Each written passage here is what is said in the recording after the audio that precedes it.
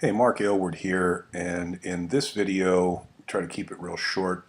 I want to show you a couple of fairly fundamental ways to accelerate your learning curve online, making the assumption that you're interested in online marketing, but quite frankly, no matter what you're doing online, if you're looking for additional functionality or interesting more people in what you have to say, attracting traffic, directing people to take action, whatever it might be. I don't care if you're selling wine or recipes or online marketing training material.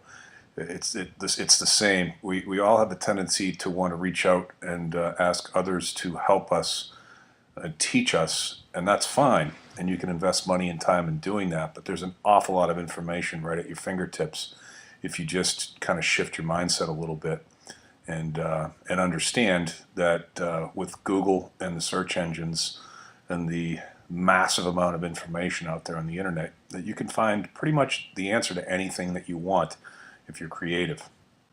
First and foremost, don't lose sight of the fact that you can Google anything. So if you run into a word or a phrase while you're learning and you don't know what it means, copy and paste it into a list and keep it. Much like we were trained when we were kids, when you're reading a book and you come across a word that you don't understand, you write it down and look it up in the dictionary, and then it becomes part of your memory.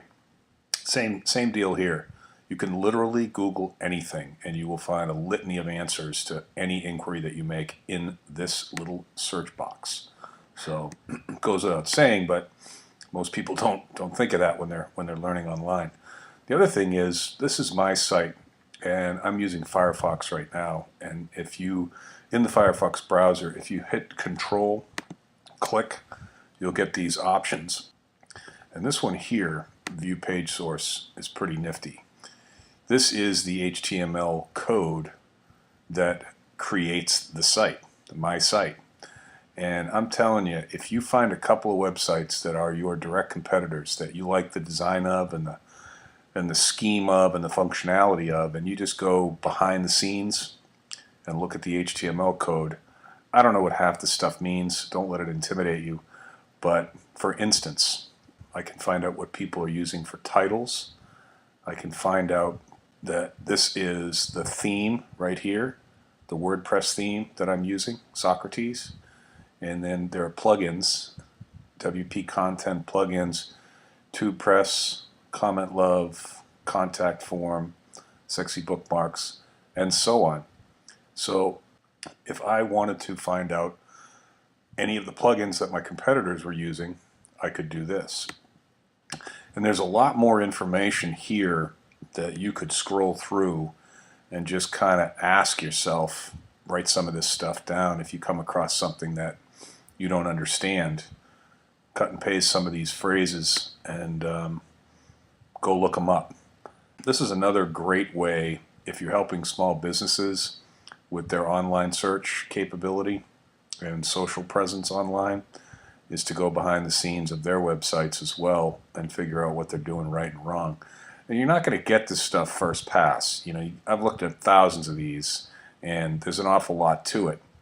But if you scroll through the code and you write down the things that you don't understand and Google them, you're really going to accelerate your learning curve.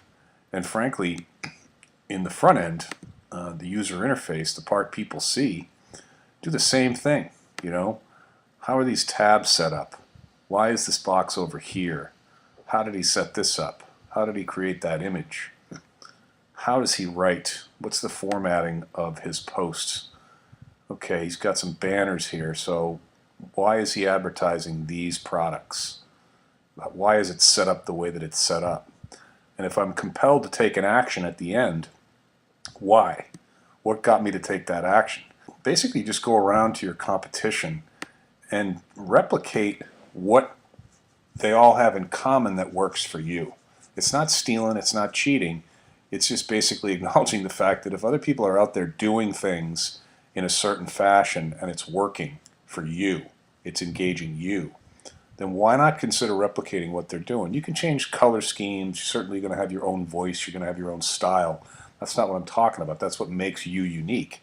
But to start from scratch without assessing the competition when it's all right there in front of you with a couple of clicks. It seems a bit foolish to me. Anyway, shift your mindset a little bit and pay attention when you're cruising around the internet taking action on other people's behalf as to why you're taking action. Is it the way they said it, the way they formatted it, the way they structured it, the way they laid it out, how it flowed from link to link, or what have you? A lot of different ways of looking at it, but the fact of the matter is your online education is right there in front of you, and frankly, most people just aren't willing to do the work. So I hope that helped, and we'll see you in the next video.